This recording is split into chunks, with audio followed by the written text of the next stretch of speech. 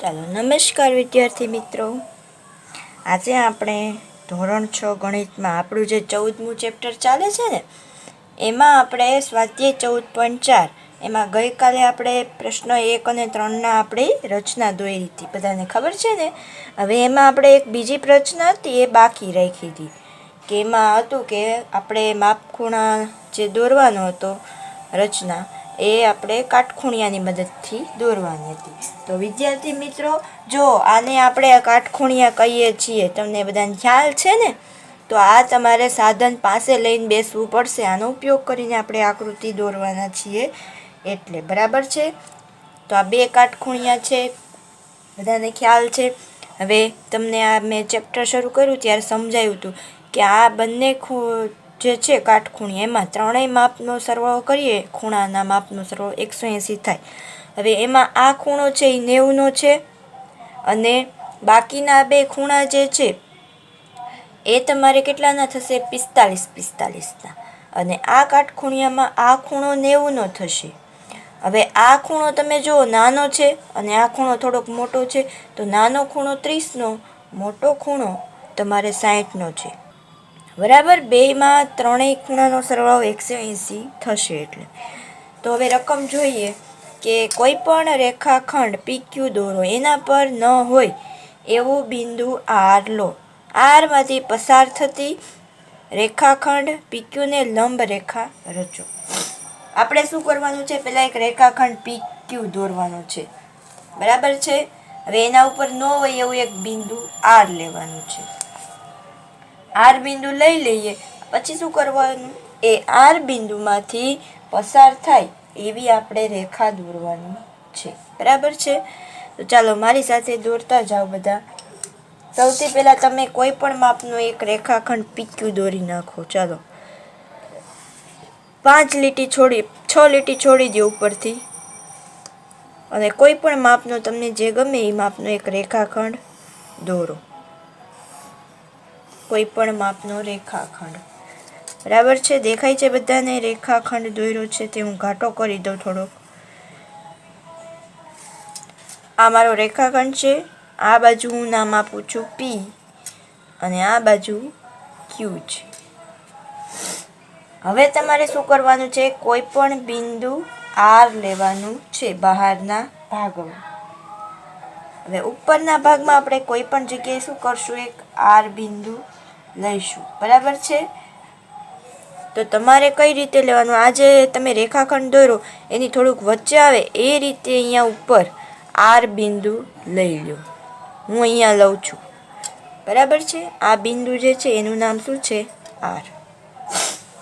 હવે તમારે R બિંદુ મળી ગયું. હવે આપણે કાટખૂણિયાનો ઉપયોગ કરવાનો છે અને લંબ રેખા રચવાની છે. લંબ રેખા એટલે તમને ખ્યાલ છે આ રીતની T બનતો હોય ઊંધો, એટલે એ લંબ રેખા જેવું કહેવાય. ચલો, તો હવે તમારો જે કાટખૂણિયો છે એને તમારે એવી રીતે ગોઠવવાનો છે. જો આ રીતે કોઈ પણ કાટખૂણિયો એક હશે તો ચાલશે. આ કાટખૂણિયો હું લઉં છું તો એમાં આ જે ખૂણો 90નો ખૂણો જે છે એ હું R ઉપર આવે એવી રીતે રાખીશ, એકદમ સીધો રાખવાનો. આ બાજુથી નહીં આમ સીધો રાખવો જોઈએ ને આ બાજુથી પણ સીધો, બરાબર છે. આ રીતે મેં R ખૂણા ઉપર ગોઠવી દીધો. હવે આ સીધી લીટી આપણે રેખાખંડને અડે એ રીતે જોડવાની છે, આ રીતે, બરાબર છે. તો આ રીતે તમે જો આકૃતિ દોરશો તો આ રેખાખંડ જે છે એ શું થશે? લંબ થશે. હવે PQ ને આ R દ્વારા દોરેલો રેખાખંડ અહીંયા છેદે છે તો અહીંયા M નામ આપી દો, RM. તો આ આપણો જે છે લંબ રેખા દોરવાનો તે આપણે આ રીતે દોરી શકીએ છીએ, બરાબર છે. તો અહીંયા આપણી આકૃતિ ડાયરેક્ટ તૈયાર થઈ ગઈ છે. હવે આપણે એના શું લખીશું? રચનાના મુદ્દા. બધાએ બરાબર દોરી દીધી છે ને? તો ચાલો આગળ આપણે દોરીએ. એના મુદ્દા લખીએ, રચનાના મુદ્દા. જે પ્રમાણે આપણે આકૃતિ દોરી એ પ્રમાણે એના રચનાના મુદ્દા આવશે લખવાના. તો હેડિંગ પાડો રચનાના મુદ્દા.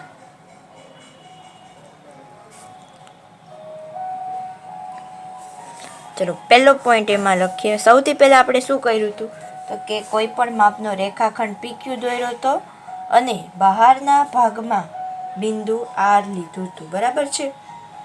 તો અહીંયા લખો કોઈ પણ રેખાખંડ PQ દોરો. રેખાખંડ PQ ની બહારના ઉપરના ભાગમાં એક બિંદુ R લો. બરાબર છે. એક રેખાખંડ PQ દોર્યો, પછી એના રેખાખંડના ઉપરના ભાગમાં આપણે એક બિંદુ R લીધું છે.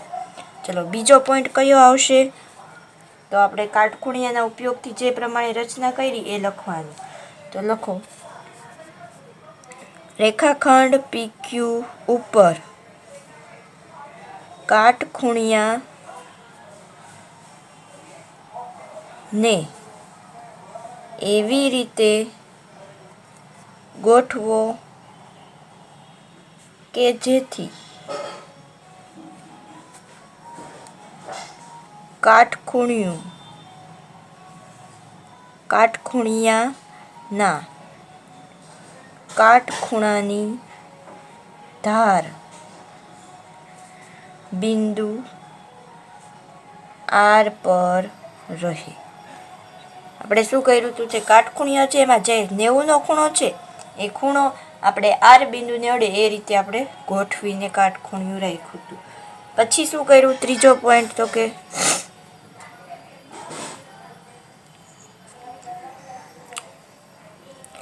બિંદુ R માંથી રેખાખંડ PQ ને છેદે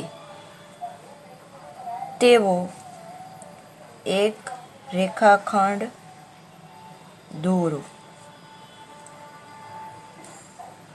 અને તે રેખાખંડ PQ ને જ્યાં છેદે ત્યાં M નામ આપો.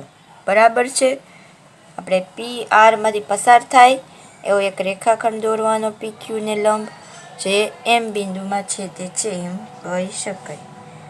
તો જે આ રેખાખંડ છે રેખાખંડ PQ એને લંબ કયો રેખાખંડ મળશે રેખાખંડ RM થાય છે જે લંબ રેખાખંડ છે. એકબીજાને લંબ રેખાખંડ છે એમ કહેવાય. બરાબર છે. તો આ આપણી રચના જે છે એ સરસ અહીંયા પૂરી થાય છે. બધાને બરાબર સમજાઈ ગઈ છે ને? તો તમારી નોટમાં આ બરાબર વ્યવસ્થિત સારા અક્ષરે આ લખી નાખો. હવે આપણે શું કરશું જે આપણું સ્વાધ્યાય હતું જ્યાંથી બાકી ત્યાંથી શરૂઆત કરીશું. ચલો એટલે આપણું 14.4 સ્વાધ્યાય પૂરું થઈ ગયું છે ને ગઈકાલે આપણો જે બીજો પીરિયડ હતો એમાં આપણે શું કર્યું હતું કે 14.5 જે સ્વાધ્યાય હતું એ શરૂ કર્યું હતું અને એમાં 3 રચના કમ્પ્લીટ આપણે દોરાવી દીધેલી છે. તો સ્વાધ્યાય 14.5માં આપણે ચોથા જ નંબરની જે રચના છે એ દોરીશું. ચલો તો આપણું હવે સ્વાધ્યાય 14.5 છે એમાં પ્રશ્ન 4ની અહીંયા મેં રકમ લખેલી છે. આપ્યું છે 12.8 સેમી લંબાઈનો રેખાખંડ દોરો. પરિકરનો ઉપયોગ કરી એને 4 સરખા ભાગમાં વહેંચો. ખરેખર માપની ચકાસણી કરો. સૌથી પહેલાં આપણે શું કરશું 12.8 સેમીનો એક રેખાખંડ બનાવી દઈશું. પછી આપણે એના 4 ભાગ પાડવાના છે પરિકરની મદદથી. હવે તમે 1 થી 3 રચના જોઈ ગયા છો તો એમાં તમને ખ્યાલ હશે કે આપણે જે લંબ દ્વિભાજક અથવા તો સમિતિની અક્ષ દોરતા હતા એના દ્વારા 2 સરખા ભાગ થતા હતા. તો એ જ પ્રમાણે આપણે શું કરશું પહેલાં 2 ભાગ પડશું. હવે એ જે 2 ભાગ પડે એના પાછા આપણે શું કરશું એક પાછા ભાગ પડશું એટલે કુલ 4 ભાગ થઈ જશે. બરાબર છે. જો તમને એક આગળની રચના છે પહેલી એ સમજાવું એટલે ખ્યાલ આવે. આપણે આ પહેલી રચના દોરી હતી બરાબર. હવે એમાં આ જે રેખાખંડ હતો 7.3 સેમીનો, એમાં આપણે વચ્ચે લંબ દ્વિભાજક દોર્યો એટલે 2 ભાગ થઈ ગયા, 1 ભાગ અને 2 ભાગ. તો હવે આપણે 4 ભાગ આમાંથી પાડવાના છે. કઈ રીતે પાડશું? તો આ પહેલા 2 ભાગ પડે પછી શું કરવાનું, આ બેનું આપણે માપ લઈ અને અહીંયા પાછી ચાપ દોરશું એટલે અહીંયા 2 ભાગ થઈ ગયા. એવું જ આ બેનું માપ લેવાનું પછી ચાપ પાડવાની એટલે અહીંયા 2 ભાગ થાય એટલે કુલ અહીંયા 4 ભાગ મળે છે. તો એવું આપણે પ્રશ્ન 4માં કરવાનું છે. તો ચાલો એ જોઈએ. સૌથી પહેલાં આપણે શું કરવાનું છે, 12.8 સેમીનો રેખાખંડ બનાવવાનો છે. તો એના માટે તમે ઉપરથી 8 લીટી છોડી દો. ચલો 6 ને 2 8 8 લીટી છોડી દો અને 12.8નો આપણે રેખાખંડ બનાવશું. બરાબર છે? બધાય મારી સાથે બનાવજો એટલે તમને ખ્યાલ આવે. સૌથી પહેલાં આ તમારું જે 0 છે ને, 0 આગળ એક ટપકું પાડી દો, બિંદુ લઈ લ્યો એક. હવે 12.8 એટલે 12મો આ 12 નંબર આપ્યો હશે, 12 અને 13 એની વચ્ચે જે 8મો કાપો આવે છે ને એ ત્યાં આગળ એક ટપકું દોરો એટલે 12.8 થઈ જશે. અહીંયા મારું 12.8 આવે છે, મેં ત્યાં ટપકું કર્યું અને એક અહીંયા. હવે આ બંનેને આપણે માપપટ્ટીની મદદથી જોડી દઈશું. બરાબર છે? એટલે આ તમારો રેખાખંડ અહીંયા બની ગયો. રેખાખંડ કેટલાનો છે? 12.8 સેમીનો. તો અહીંયા આપણે લખીએ 12.8 સેમીનો આ રેખાખંડ છે. રેખાખંડનું નામ પણ આપવું પડશે, અહીંયા આપ્યું નથી. તો એમ કરો, અહીંયા એ નામ આપી દો, આ બાજુ બી નામ આપી દો. હવે આપણે જે પ્રમાણે પરિકરના ઉપયોગથી ચાપ દોરતા હતા એ જ પ્રમાણે દોરવાનું છે. અહીંયા આપણે શું કરશું, આ આટલું મોટું છે એટલે તમે ચાપ પાડવા જાઓ તો અહીંયા છેક ઉપર સુધી જાય અને નીચે સુધી બહુ જાય. તો આપણે શું કરશું, આ એ બી છે એનું અડધું લગભગ થતું હોય આટલું અડધું થાય તો અડધા કરતાં થોડુંક વધારે માપ લઈશું. બરાબર છે? જો આ રીતે પરિકરની અણી એ ઉપર રાખો. હવે ધારો કે તમારું અડધું અહીંયા થતું હોય તો અડધા કરતાં થોડુંક વધારે માપ લઈ લેવાનું. ચલો બધા પરિકરની મદદથી અડધા એ બી જેટલું છે, 12.8નો એ બી છે તો એના અડધા કેટલા થાય, 6 સેમી જેટલું થાય, 6.4. તો 6.4 કરતાં વધારે એટલે આમ તમારી રીતે અડધું કરતાં વધારે થાય એટલું માપ લો. હવે એ ઉપર પરિકરની અણી રાખી અને એક ચાપ દોરો. જો આ રીતે મેં એ ઉપરથી ચાપ દોરી છે. સેમ એવું તમારે ક્યાં કરવાનું, નીચેની બાજુ. જો આ પ્રમાણે નીચેની બાજુ પણ એક ચાપ દોરો, હલી ન જવી જોઈએ. બરાબર છે? હવે આટલું ને આટલું જ માપ રાખવાનું છે. આપણે બી ઉપરથી ચાપ દોરીશું. પહેલાં નીચે દોરી દઈએ. બરાબર છે? બી ઉપરથી મેં ચાપ દોરી, એ જ પ્રમાણે ઉપર આ છેદે એવી રીતે ચાપ દોરો. બરાબર છે? બંને ચાપ તમને મળી ગઈ. આ જગ્યાએ મળે છે તો ત્યાં એક ઘાટું ટપકું કરો, અહીંયા ઉપર પી નામ આપો. નીચે જ્યાં ભેગી થાય ત્યાં ઘાટું ટપકું કરી અને ક્યુ નામ આપો. હવે આપણે શું કરશું, પી અને ક્યુને આપણે માપપટ્ટીની વડે જોડી અને એક રેખા બનાવી દઈશું. તો પી ક્યુને જોડી દો અને રેખા દોરો. બરાબર છે? દેખાય છે ને બરાબર?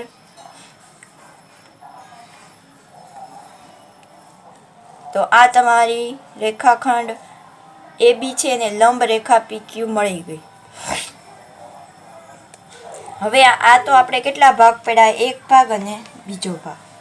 હજી 4 ભાગ પાડવાના છે. અહીંયા એક ઓ નામ આપો.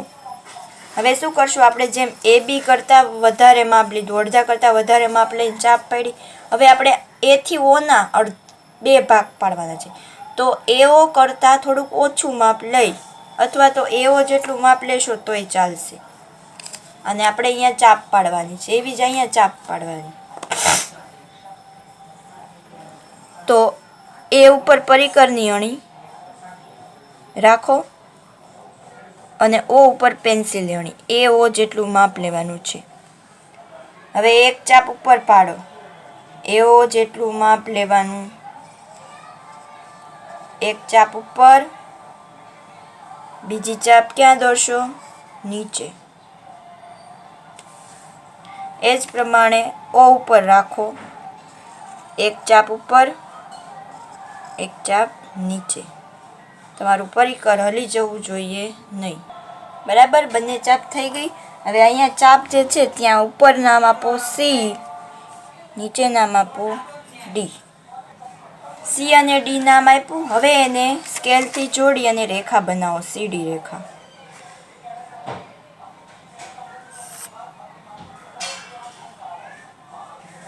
ચાલો, અહીંયા મેં સીડી રેખા દોરી દીધી છે. બરાબર છે. ચલો હવે આપણે શું કરશું? પરિકરની મદદથી ઓબી જેટલું માપ લઈશું. બરાબર છે. અહીંયા એક એમ નામ આપી દો પહેલાં તો. ઓબી જેટલું માપ લો. ચલો, ઓબી, ઓથી લઈને બી સુધી આટલું માપ થાય છે બધાનું. હવે ઓ ઉપરથી એક ચાપ ઉપર દોરીશું, બીજી ચાપ નીચે દોરીશું. બી ઉપર હવે રાખો, એક ચાપ ઉપર, બીજી ચાપ નીચે. થઈ ગયું આ રીતે. હવે એને આપણે સ્કેલથી જોડી દેવાના છે અને એક સીધી રેખા બનાવવાની છે. ચલો, દોનાઈ નાખો. અહીંયા એક નામ આપો એક્સ અને બીજું નામ આપો અહીંયા વાય. અહીંયા એમ છે એટલે અહીંયા એન નામ આપી દો. તો આ તમારી આખી રચના કમ્પ્લીટ થઈ ગઈ. આખો રેખાખંડ જેને આપણે 4 ભાગ પાડ્યા, 1, 2, 3 અને 4. હવે આપણે શું કરવાનું છે? એના બધા માપ ચકાસવાના છે. 12.8નો રેખાખંડ છે તો એના તમે ભાગ્યા 4 કરો તો કેટલા થાય? 4.2. આ બધું 4.2 સેમીનું તમારે થયું હોય તો આકૃતિ તમે એક્ઝેક્ટ માપની દોરી એમ કહેવાય. હવે તમારી 0 ઉપર એ રાખો એટલે બી ઉપર 12.8 આવશે. તો અહીંયા જો પહેલી રેખા છે ને એ મારી ક્યાં આવે છે? 3.2 ઉપર આવે છે. સોરી, 12.8 છે એના 4 ભાગ કરશો એટલે ભાગ્યા 4 કરો એટલે 3.2 જેવું આવશે. એટલે અહીંયા 3 પછીનો મારો બીજો કાપો છે. હવે જો 3.2 એની પછી અહીંયા તમે જોશો તો અહીંયાથી હું જોઉં છું કેટલા થાય છે. તો અહીંયા પણ સેમ એટલું જ થાય છે, 3.2. સેમ અહીંયા પણ 3.2 અને અહીંયા પણ 3.2 જેટલું મળે છે. તો મેં આકૃતિ દોરી એક્ઝેક્ટ માપની છે એમ કહેવાય. તમારે પણ આ રીતે માપ ચકાસવાના છે. હવે આપણે જે આકૃતિ દોરી એના શું લખીશું? રચનાના મુદ્દા. તો બધા પોતાની નોટમાં હેડિંગ લખો, રચનાના મુદ્દા એવું. ચલો, રચનાના મુદ્દામાં સૌથી પહેલો પોઈન્ટ કયો આવશે? તો કોઈ પણ રેખાખંડ AB બરાબર 12.8 સેમી થાય તેવો દોરો. સૌથી પહેલાં 12.8 સેમીનો આપણે રેખાખંડ AB દોરીશું. બીજો પોઈન્ટ આપણે શું લખશું? થોડાક ટૂંકમાં લખશું મુદ્દા, કે આપણે રેખાખંડ દોર્યો પછી આ વચ્ચે જે એક્ઝેક્ટ લીટી દોરી એ રેખા કઈ છે? PQ રેખા છે. તો એ રેખાખંડ ABનો શું કહેવાય? લંબ દ્વિભાજક થાય. બરાબર છે. તો એ પ્રમાણે લખીશું કે રેખાખંડ AB નો લંબ દ્વિભાજક રેખા PQ દોરો, જે રેખાખંડને ક્યાં છેદે છે? O બિંદુમાં. તો એ જ લખવાનું છે, જે રેખાખંડ AB ને O બિંદુમાં છેદે છે, જે તેનું મધ્ય બિંદુ કહેવાય. એક્ઝેક્ટ વચ્ચે છે એટલે શું થાય? મધ્ય બિંદુ. જે તેનું મધ્ય બિંદુ છે. બરાબર છે. એની પછી ત્રીજો પોઈન્ટ આપણે શું કર્યું હતું? એઓ છે એનો આપણે લંબ દ્વિભાજક દોર્યો, તો રેખા સીડી દોરી હતી અને એનું મધ્ય બિંદુ કયું હતું એમ. તો એ જ લખવાનું છે કે રેખાખંડ એઓનો લંબ દ્વિભાજક રેખા સીડી દોરો, જે રેખાખંડ એઓને એમ બિંદુમાં છેદે છે, જે તેનું મધ્ય બિંદુ છે. એટલે કે આ એઓ છે એનું મધ્ય બિંદુ એમ થાય, પણ આખું એ બી છે એનું મધ્ય બિંદુ ઓ છે. હવે આપણે કોનું લખશું? ઓ બીનું. તો ઓ બીમાં કઈ રેખા છે? XY રેખા. એનું મધ્ય બિંદુ કયું છે? N છે. તો એ આપણે લખીશું. તો આગળ ચોથો પોઈન્ટ કરીને લખો કે રેખાખંડ OBનો લંબ દ્વિભાજક રેખા XY દોરો, જે રેખાખંડ OBને N બિંદુમાં છેદે છે, જે તેનું મધ્ય બિંદુ છે. બરાબર છે? તો આ રીતે ચારે ચાર આપણે લખી દીધા. હવે આપણે શું કહેવાનું છે કે આપણે એના 4 સરખા ભાગ પાડ્યા અને બધા માપ કેવા મળે છે? એક સરખા. તો એક પાંચમો પોઈન્ટ કરીને લખો હવે કે રેખાખંડ ABનું 4 ભાગમાં વિભાજન થાય છે અને દરેક સરખા માપના રેખાખંડ મળે છે. માપપટ્ટી વડે માપતા દરેક 3.2 સેમીના છે. તો શું કરી શકીએ આપણે કે A થી M સુધીનું માપ છે એ કોના બરાબર થાય? M થી O બરાબર, O થી N બરાબર થાય અને N થી B બરાબર 3.2 સેમી થાય. બરાબર છે? આ ચારે ચાર માપ કેવા થાય છે? એક સરખા. એટલે મેં એના બરાબર 3.2 સેમી એવું લખ્યું છે. બરાબર? તો આટલા પોઈન્ટ આપણે આ રચનામાં લખીશું. તો આ રચના બરાબર સમજાઈ ગઈ ને? અહીંયા પૂરી થાય છે. હવે આપણે શું કરશું? પ્રશ્ન 5 જે છે એની રચના શીખીશું. તો ચાલો બધા રચના પૂરી કરી નાખો પહેલાં, બાકી હોય તો પછી 5માની રકમ લખો. તો જુઓ, પ્રશ્ન 5ની મેં રકમ લખી છે કે 6.1 સેમી લંબાઈનો રેખાખંડ PQ જેનો વ્યાસ છે એવું વર્તુળ દોરો. તો આપણે અહીંયા વર્તુળ દોરવાનું છે. એનો વ્યાસ કેટલો છે? 6.1 સેમી. હવે વ્યાસ એટલે શું થાય કે જે રેખાખંડના બંને બિંદુ વર્તુળ ઉપર હોય અને વર્તુળના કેન્દ્રમાંથી પસાર થાય એને એવી જીવાને શું કહી શકીએ? આપણે વ્યાસ કહી શકીએ. તો સૌથી પહેલાં તો આપણે શું કરશું? એક 6.1 સેમીનો રેખાખંડ બનાવશું. બરાબર છે? તો વર્તુળ છે એટલે આખું અહીંયા રાઉન્ડ જેવું આવશે, એટલે વ્યાસ આપણે આડો દોરીશું. અહીંયા રેખાખંડ આડો, તો આ રેખાખંડમાંથી પસાર થાય એવું આપણે વર્તુળ દોરવાનું છે. તો ઉપરથી લગભગ તમે 6 લીટી, 5 થી 6 લીટી છોડી દો અને એક 6.1 સેમીનો રેખાખંડ બનાવો. ચલો, 6.1 સેમીનો બનાવવાનો છે એટલે 0 ઉપર એક ટપકું કરો, બિંદુ લ્યો. 6.1 એટલે કે 6 પછીનો પહેલો કાપો આવે ત્યાં એક ટપકું કરો. બરાબર છે? 6.1. હવે એને જોડી દો, રેખાખંડ આખો જોડી દો. આ રેખાખંડનું નામ કયું આપવાનું છે? PQ રેખાખંડ. આપણે પહેલાં શું કર્યું? આ રેખાખંડ દોર્યો 6.1 સેમીનો.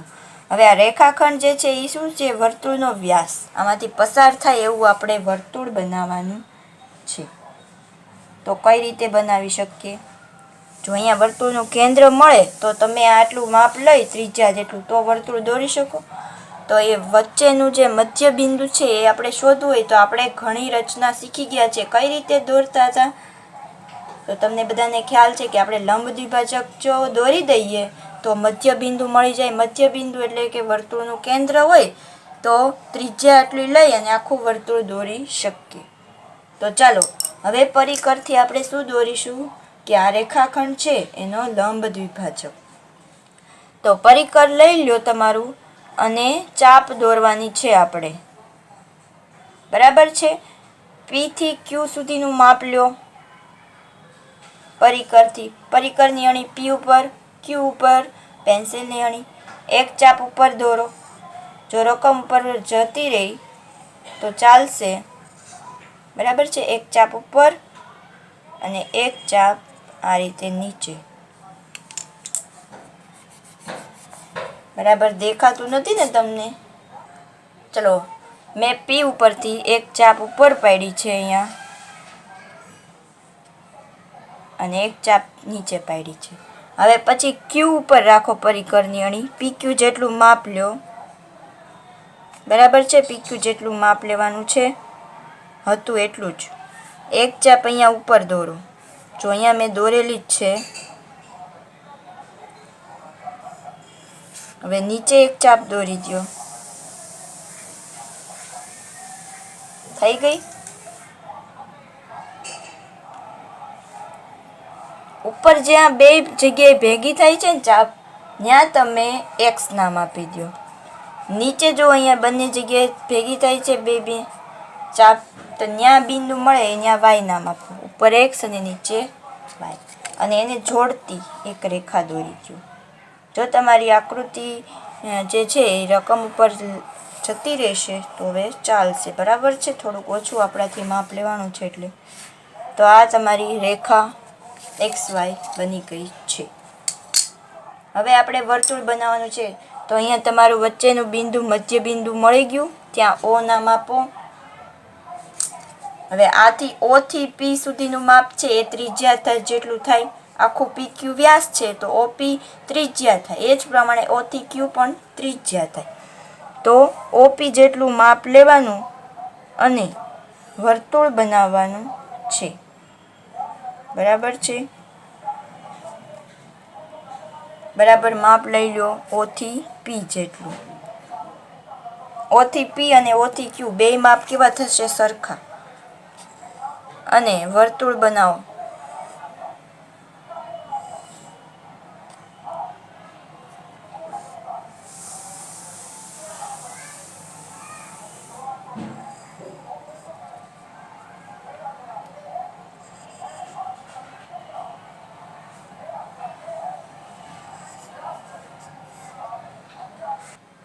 ચલો આખું વર્તુળ કમ્પ્લીટ કરી નાખો.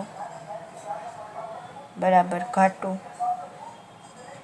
એક્ઝેક્ટ વર્તુળ બનવું જોઈએ આ પ્રમાણે. બંને બિંદુ P અને Q છે એમાંથી જ પસાર થવું જોઈએ વર્તુળ. બરાબર છે. તો તમારું વર્તુળ આ રીતે બને એટલે તમારું વર્તુળ એક્ઝેક્ટ માપનું છે તેમ કહેવાય. તો વર્તુળની ત્રિજ્યા તમારે જોવી હોય તો કેટલી થાય? 6.1 એનું અડધું કરો તો લગભગ 3 પોઈન્ટ જેટલું થશે. તો ત્રિજ્યા તમારી 3 પોઈન્ટ થશે. તો OP તમે માપો કેટલું થાય છે? 3 સેમી જેટલું થાય છે. 3 અથવા 3.1.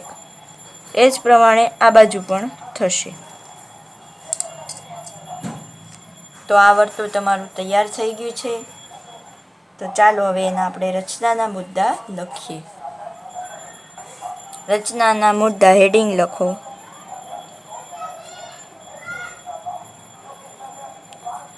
પહેલો પોઈન્ટ કયો આવશે? તો સૌ પ્રથમ રેખાખંડ PQ. સૌ પ્રથમ રેખાખંડ PQ બરાબર 6.1 સેમી થાય તેવો દોરો. બરાબર. બીજો પોઈન્ટ કયો આવશે? તો રેખાખંડ PQ નો લંબ દ્વિભાજક. લંબ દ્વિભાજક કયો દોર્યો તો આપણે? રેખા XY દોર્યો તો એ જ લખવાનું કે રેખાખંડ PQ નો લંબ દ્વિભાજક રેખા XY દોરો જે રેખાખંડ PQ ને O બિંદુમાં છેદે છે, જે તેનું મધ્ય બિંદુ છે. બરાબર છે. ચલો એની પછી ત્રીજું જુઓ.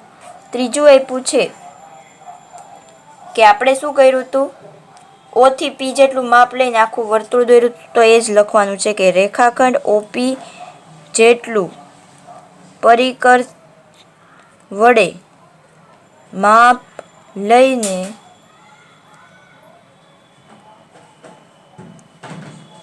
ઓને કેન્દ્ર તરીકે લઈ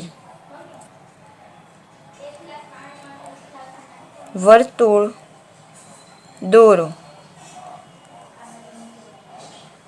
જે Qમાંથી પસાર થાય છે.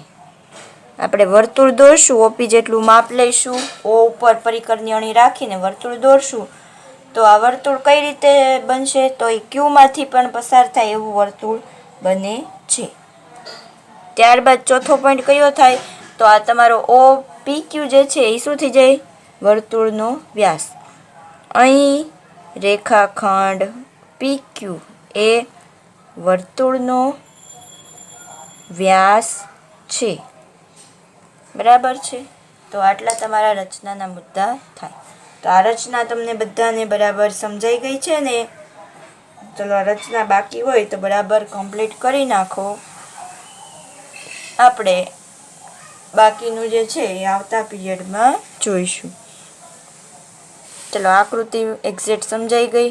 આ આખો વ્યાસ કહેવાય, આ લંબ દ્વિભાજક, કેન્દ્ર, આટલું ત્રિજ્યા અને આખું વર્તુળ. બરાબર છે. તો હવે જે બાકી છે તે આપણે આવતા પીરિયડમાં જોઈશું.